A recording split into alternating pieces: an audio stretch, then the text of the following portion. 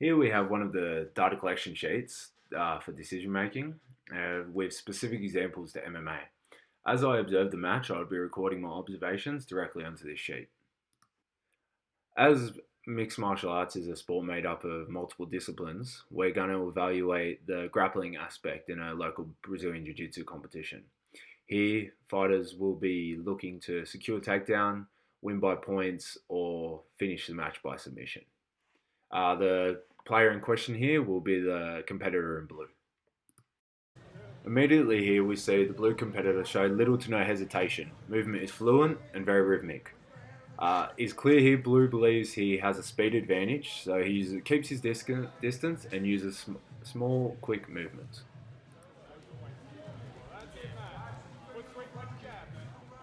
Here we see blue perform the takedown, he immediately secures position and transitions. However, he recognises the danger to the neck and his actions start to reflect this. He attempts to free the neck, continuously moving throughout. As he frees the neck, he stands up and immediately recognises the potential for attack. He acts upon this, and transition is fluent and seamless.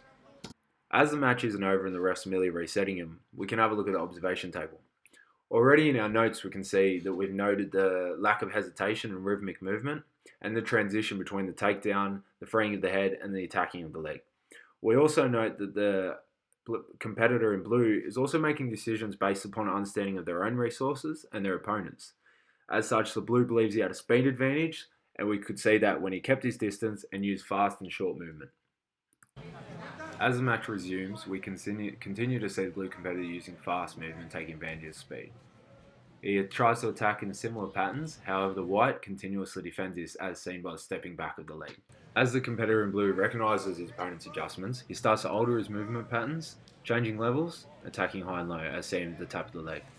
He engages high, and when he sees weight is planted on the heels, he picks the leg and performs the takedown.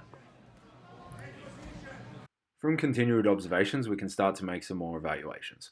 We see that actions and decisions appear to predict the opponent's movements. This can be seen when a blue sets up white to almost transition his weight onto his back foot. Once he recognises this, he decides to pick at the front leg. We also see movement patterns and use of movement skill is intentionally varied and unpredictable. This can, as we note, he varies movements and uses direction and also levels, and engages higher but attacks low. Additionally, we can say that the decision making recognizes the opponent's decision making capabilities and adapts appropriately. This is seen when the blue attacks the front leg, white evades, so blue resets, introduces varied movement patterns to overcome this. While on the feet, we've witnessed a high skill level from the blue competitor. However, once the fight reaches the ground, we start to see characteristics of a lesser performer. This is seen through forceful movements. They're not taking into consideration his opponent's movements, therefore they're not reactive or predictive. Additionally, we see very repetitive movements, continuous attack using the same submission attempt on the same arm. We even begin to see a conscious reflection here as the competitor gets frustrated at his unsuccessful attack. As we can see, we've noted down our observations on the sheet. We've also noted that the blue competitor's attacking decisions are heavily influenced by belief in the favoured technique. And they also refuse to adjust despite white showing capability to recognise and defend the attack.